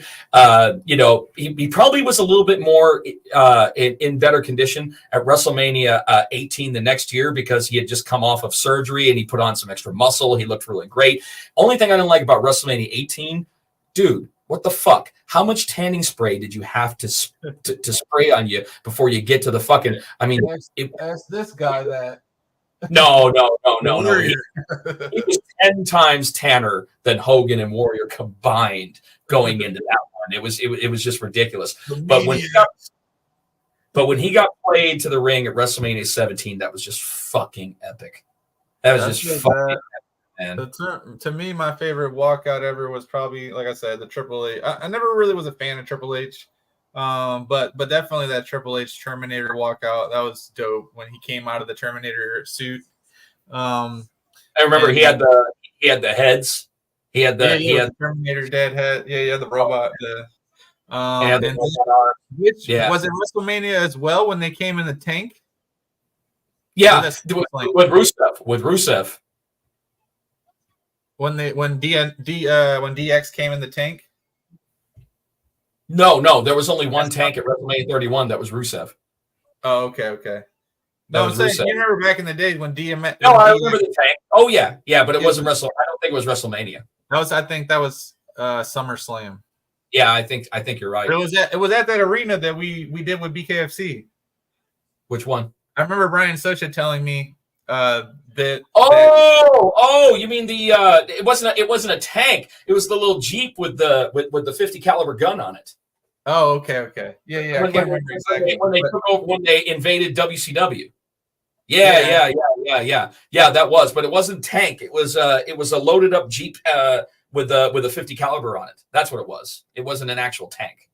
No, the tank was Rusev, and I remember they were playing the Russian national anthem when he came out. I'm like, that was the pageantry behind that entrance at WrestleMania 31 was pretty fucking cool, man. There are some good entrances, and remember there was also the cool Sting entrance, because Sting had the Sting against and that was the same event, which was probably one of my favorite other favorite moments when NWO came out and NWO. They both came out to come to the ring to save both Triple H and Sting. That was pretty dope. You remember NWO came out and DX was already down by the ring. I'm saying to myself, dude, they look so old as they're running down. It takes them forever to get down that long. Yeah, especially Scott Hall. He had just gotten back into shape with He had DDP. just gotten back into shape, man. And you could tell him walking down there. Oh, man, it didn't matter. It was just so. It was cool. It was cool. I like stuff like that. I don't like how they don't really do that anymore at the Royal Rumbles. I literally watch the Royal Rumbles just to see them like bring back some old people, and they don't really do it anymore. Yeah, they don't really do it anymore like they used to. The past couple of years. I know they haven't really taken advantage. Like, to see like let's say like someone we've had on like the Godfather. Just walk down, or even like when the Hurricane came out like 2 or 3 years ago, I got excited for that. Just stuff like that. It just kind of, I don't know. It's just it kind of fizzled out. Well, at one point, Royal Rumble was known for certain things. Number one, the surprise entrance. Number two, what kind of crazy way is Kofi Kingston going to save himself from being eliminated? Yeah. He'd always have some way, like he'd land on his hands and he'd walk on his hands all the way over to the steps and get up on there. Yeah, that was pretty cool. The one time to where he was on the chair. Remember, he was using the chair on the chair. And I'm like, that takes talent because you could easily fuck that up and fall. Yeah, that's right.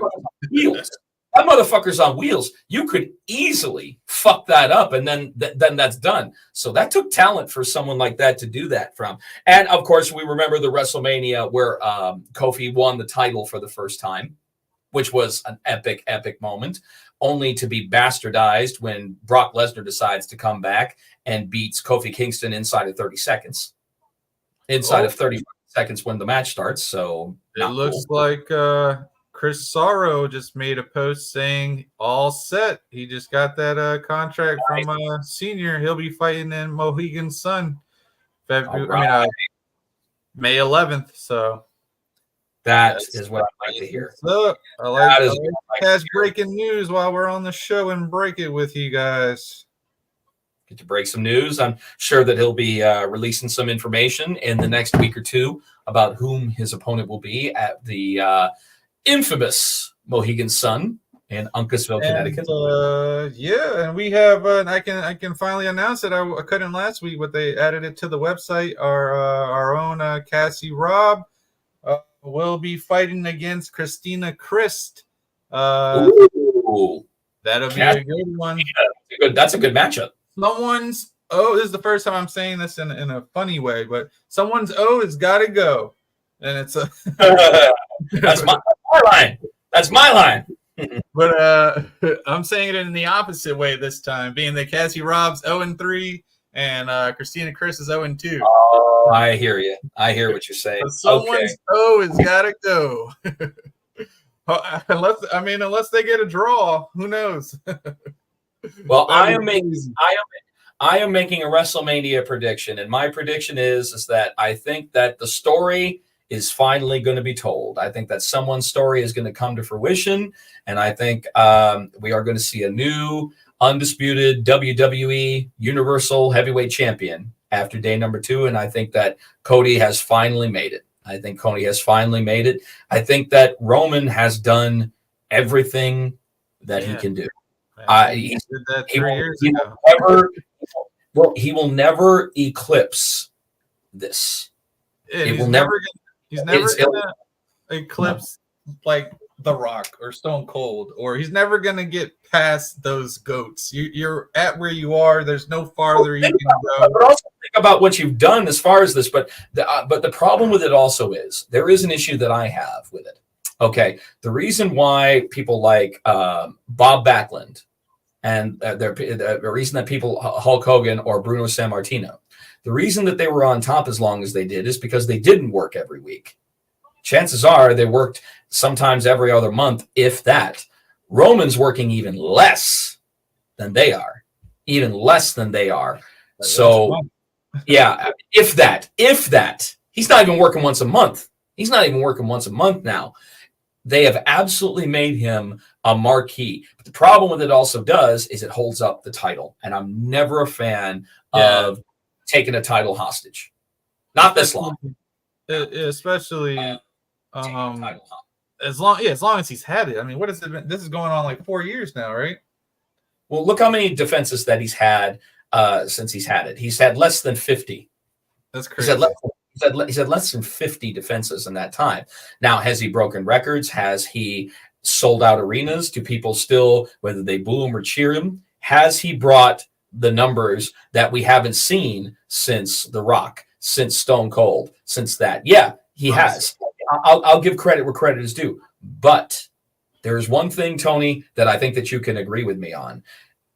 The feel at the Raws, at the SmackDowns, and at the pay-per-views, it's not the party feel like it was back in the Attitude Era. Yeah, of course. Nah. I mean, the Attitude Era, it wasn't an event. It was a party. And just the stuff that they were able to do then, that the fans were actually allowed to like speak their mind. Like we've talked to on here before about they flash titties all the time. But the fan signs. I'm watching even now, and like every fan back then had signs. Now there's rules. You can't bring signs in. You can't do this.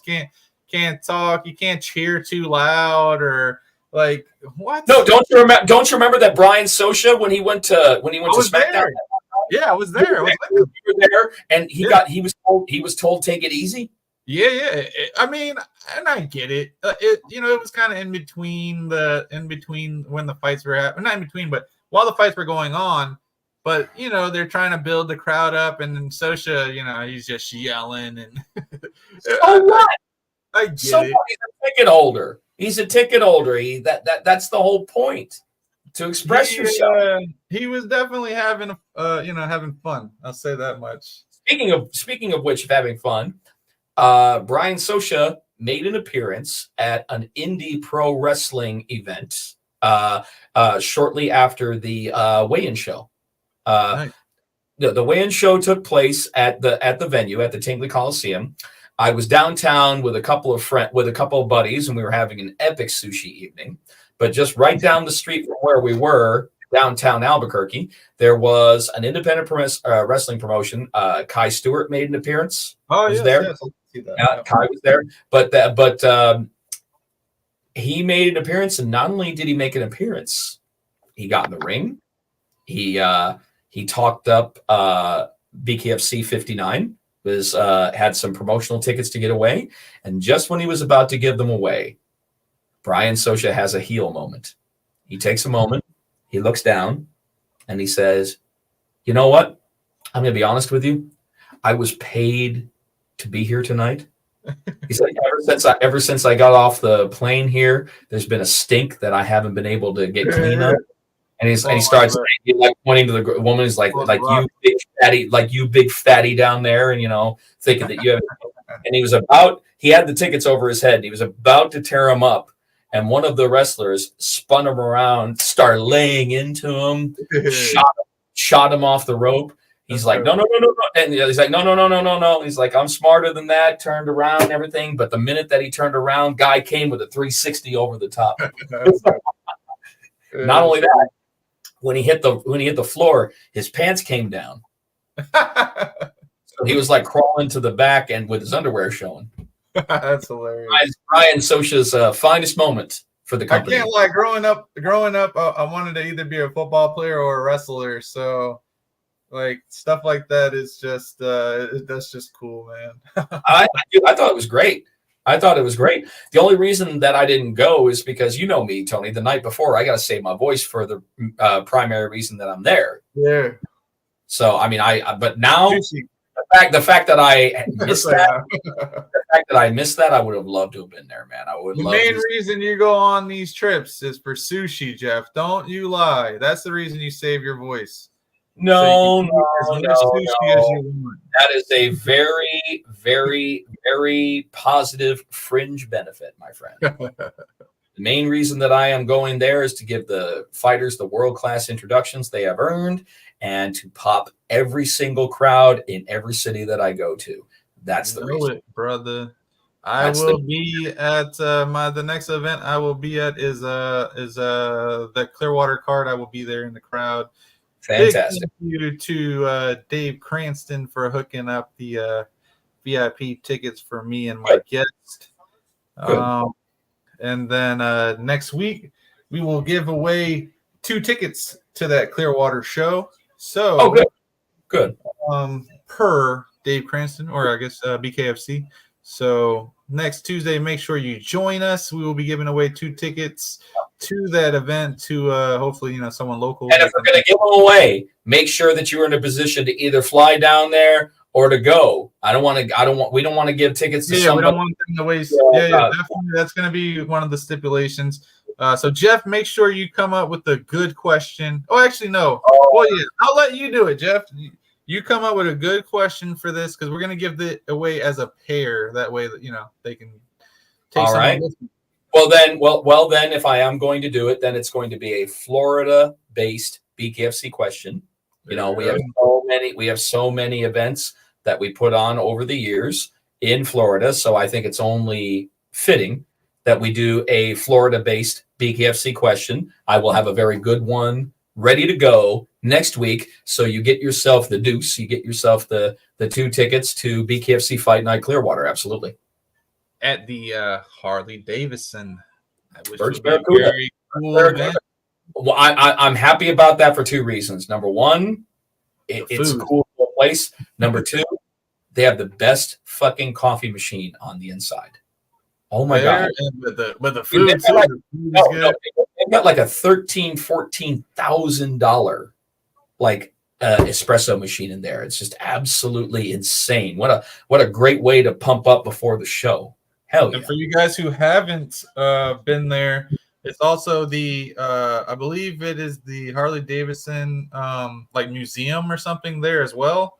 So the OCC guys, the OCC guys. There and they have all the exclusive stuff that was shot from OCC. I do believe we are going to have some OCC representatives there at Fight Night Clearwater, which is going to be pretty cool. So make sure you guys the old man himself may show up.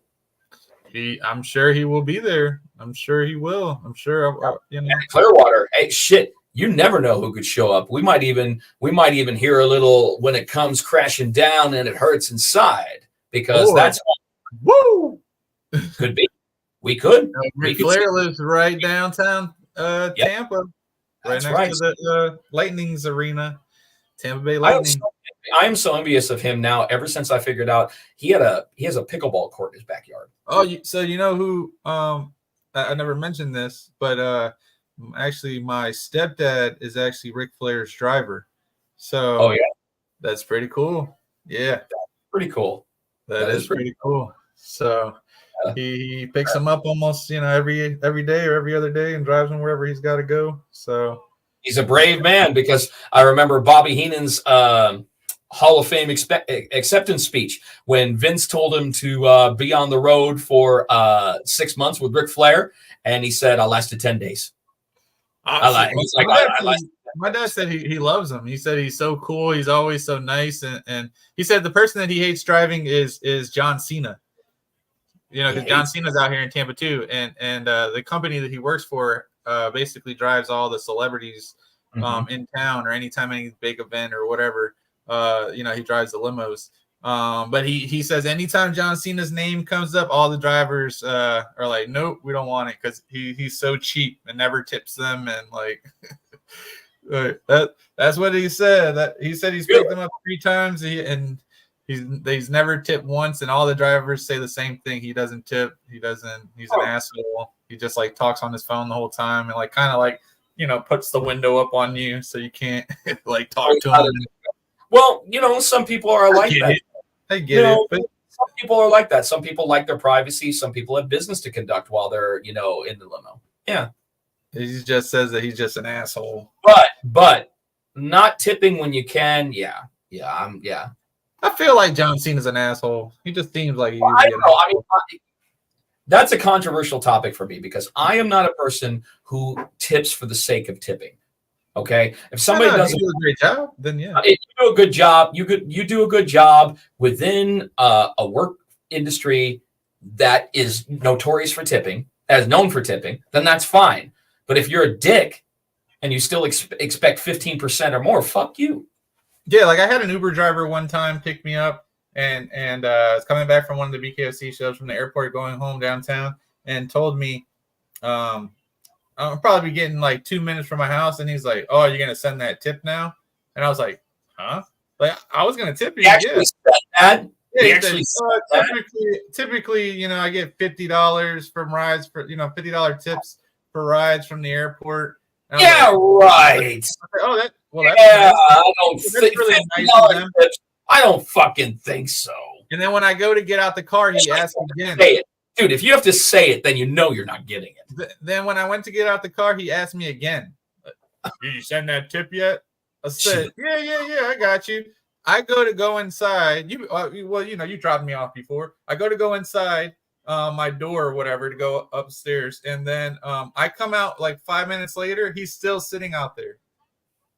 I was like, what the fuck? I look at him and I just waved. And then he just like skirted off all mad. And I was like, I wasn't going to give you a damn tip, but now you go and ask me to give you a tip and then tell me how much I have to tip you? Fuck you. Now I know. No. If you have to do that, then you're not accustomed to getting tips. So now I'm not giving you $1. I was going to give you $20, but fuck you. No, but if you're going to go out of your way and say, "What about the tip? What about the tip?" I'm like, Jesus Christ, man! You're not saying, "Yeah, the only tip you're going to get is, you know, from some guy up your ass when you get robbed." I don't know. But all right, buddy. I think we can cut it off there. It's a great part right up the ass to cut it off. Wow. You want to? If that's the end for you, then we got some serious issues to talk about there, DJ Tony. Come on now. But yeah, great show. I mean, shit, look at that. We're almost on here for 2 hours, just us. Hey, we got an opportunity to bullshit around, have some good times talking about. We had a nice array of topics. We got to talk about last Bkfc, 2 Bkfcs coming up, and got to talk about a little bit about WrestleMania this week, which I'm going to be into on Peacock for day 1 and day 2 in the confines of my Texas home with my family. It's going to be a good weekend. And then, of course, next week we got Bkfc Fight Night Clearwater. And, of course, this weekend we've got Bkfc 60. We finally hit number 60 in Milton Keynes in the UK with my boy Sean Wheelock and Captain Deadpool, who's going to be alongside him providing commentary for that event. So all kinds of fun stuff. Before we go, let's go ahead and give a shout out to our sponsors. Our sponsors for this week. Or make sure you head out this week and next week and the week after that for the fights live at 2118 Cigars Bar and Lounge, Del Prado Boulevard, Cape Coral, Florida. Right there, right next to the Shave Parlor. Yep. Where you can check out our main man, Swervo Cuts, Live 21. And our main man, Tommy, with Billboard Mats. Always in your corner. Always a shout out, of course, to our guys over at Zakari Footwear. And guys, Zakari Footwear. Mr. Live Worldwide is ready for his second pair. I think that I'm ready. I think I'm ready for my second pair. I think I've got a great idea what Mr. Live Worldwide is going to sport moving forward. I'm working on a couple of custom things that I want to have in time for Knucklemania, but the clock is ticking on that. So I'm trying to get that done as quickly as possibly can. But Zakari, I'm going to be reaching out to you very soon. I got design number 2. I think you have to come out. There's only no other way but to come out with some Kobe Bryants. Why? Because it's LA. You're gonna be in LA. You got to rock, and you got the yellow from Bare Knuckle. You mix in a little purple, black and purple with the Lakers colors, or you go blue with the old school, LA Dodgers. I got to think about it. I got a couple of ideas, but from a symbolism standpoint, yes, I can see that.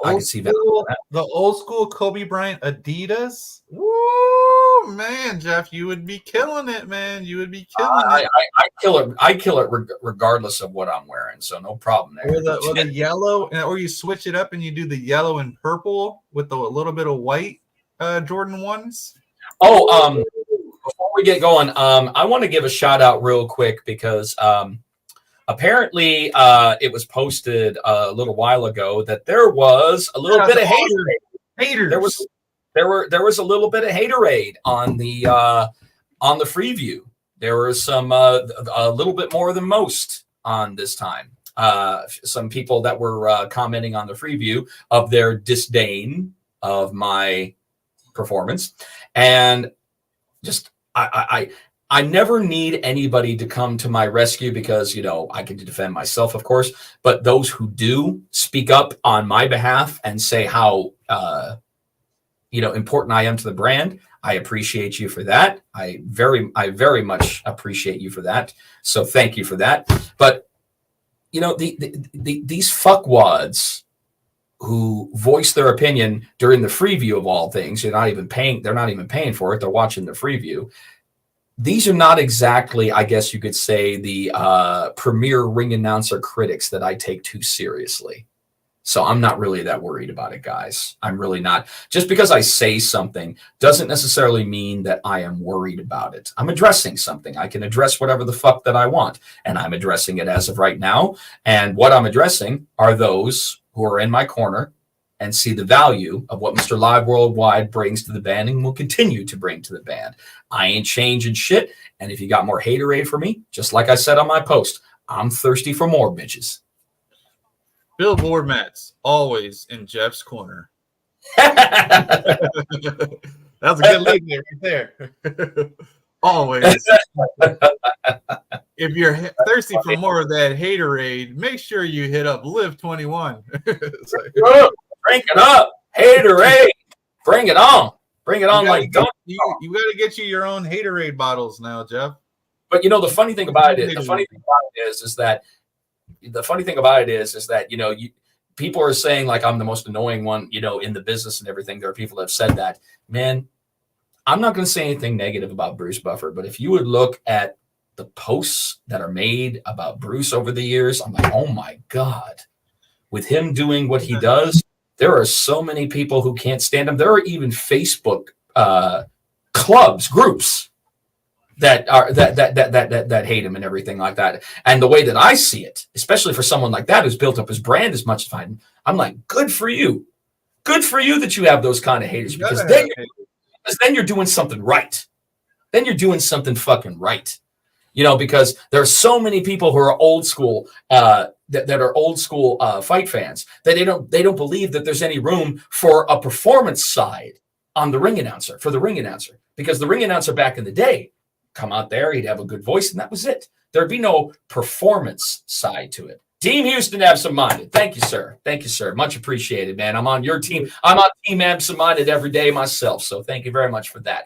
But that's what I'm talking about, Tony. Ever since that there was a performance aspect that came into a ring announcer's role, it's always rubbed a few people the wrong way, because they think that we're trying to take attention away from the fighters by putting the spotlight back on us, which is not the case at all. And they don't understand that those fighters love what you do. They get so excited. They're one of the things, like almost all the fighters say they come on the show, is the thing that they look forward to the most is you saying their name. Is giving them that extra last, energy burst or whatever bump right before they're about to walk out. And think about that. If that's one of the things that they look forward to the most, what a compliment that is for me. That's incredible for me. For them to say, fighters say, "Oh, that Jeff Houston really fucked up my walkout," or whatever. You know what I mean? Like, I've never heard it one time. So fuck all that. I have my own style. Problem with it is that people think that my style is an emulation of Bruce Buffer because I say it's time to knuckle up, and they think that I stole that from Bruce. But Tony, you and I both know better. So everybody therefore, has a little bit of somebody that they learned from, somebody that they. Oh, absolutely. Everybody takes a little something about that, but Michael Jordan. But if you listen to it, number one, I don't say it the same way. Number two, there's more to it than just it's time. See, if I just said it's time, I can understand the entire fight world being pissed with me. Absolutely. But look at how many other catchphrases there were. It's go time. It's show time. It's fight time. There are all those other variations that existed way before. No, that existed way before Bruce Buffer came up with it's time. You know what I mean? You know what I mean? But he has capitalized on it. And people are used to seeing Bruce Buffer because he is part of the most consistent combat sports promotion in the history of the world. So they see him every week.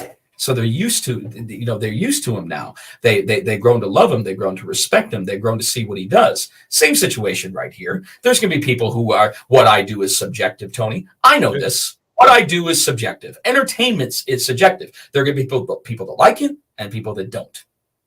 And I'm not going to worry about the ones that don't like me, because I'm happy with me and I'm happy with what I do for the company. Do I fuck up? Every ring announcer and their grandmother fucks up all the time. You want to, I mean, seriously, it does. It happens more than you think. So how about this? Instead of worrying about me, enjoy the fights. Yeah. Enjoy the fights. You're there for a reason, and that's to watch the fights. If you don't agree with what I have to say, fine. I don't give a fuck. I'm not going to try to make you a fan if you don't want to be a fan of mine. Everybody has what they like and what they don't like, and there's I'm going to take 1 second away, Tony, because one of my favorite WrestleMania promos just happened. Actually, right behind you, it was Jake the Snake and the $1 Million Man, Ted DiBiase. His pre-fight promo with Jake was so great. He's like, it was just so cold. He was like, "You will be the one groveling for the money, and how appropriate. That the money you grovel for is your very own, a victim of your own creation, wallowing in the muck of avarice." And then, Mean Gene, Longfellow couldn't have said it better. That's a good one. That's a good one. All right, Tony. Good. Gonna watch Razor Ramon and HBK here in a couple minutes. Yeah, ladder match, and then go to sleep. But all right, guys. Good week. Who we got next week? Next week is, I know we have Julian Lane. That's gonna be a lot of fun. His fight just got announced, and then supposed to be Travis Thompson. I'm not sure. I know he's going to be on. He was just on the Brian Socha show today. I just seen Mike and Mish post that he's going to be on their show tomorrow. So we'll see. But I know for sure we got Julian Lane next week, and we'll just go from there. All right, guys. Well, thank you to everyone who tuned in and checked us out. We've got some very loyal followers to the show, and we'd like to say thank you very much for you guys and spending time with us. I mean, you're not just checking in and checking out. You're watching the whole damn show with us, and we appreciate that. So spread the word. Let people know about what's going on. Bones to Domes. It's only going to get better. It's only going to get better, guys, because Tony, we got Tony's such a Ninja Turtle fan, but now we got him out of his shell. Now we got him out of his shell. We're opening. Wow, you cut me off, Christ! I was just getting it ready and I accidentally clicked it. You did. A little bit too on there. Man. That's like getting the curtain call at the end of the show when you're. I know, the big hook. The big fucking hook. Thank you for the big fucking stage hook, asshole. Well, I guess I gotta go. So, all right, guys. Bones to Domes. We are out. We will see you next week. Julian Lane and hopefully Travis the Animal Thompson. Have fun this weekend. WrestleMania week. Oh yeah. Bones to Domes, boy, the intention is not to hurt you, it's to murk you. If you go against me in the square circle, let my hands do the talking, I let you do the verbal. Eat this knuckle sandwich that a Chico about to serve you. Better listen up, the other team been talking tough. DJ Tony grab the mic, cause this dude will not shut up. Ain't no standing name count, but I think I've had enough. In the famous words of Jeff Houston, time to knuckle up. Bones to Dome, it's time to knuckle up. Bones to Dome, it's time to knuckle up. Take me up, I've been throwing uppercuts. Bones to Dome podcast, turn me up. It's time to knuckle up. You know it. With DJ Tony, time to knuckle up. Jeff Houston. It's time to knuckle up. I am Vince Serrano. It's all time to about knuckle you. up. It's how In the you yacht sell club. you. It's how It's time to you knuckle up. It's about how you make yourself time to different knuckle from the rest. It's time to knuckle up.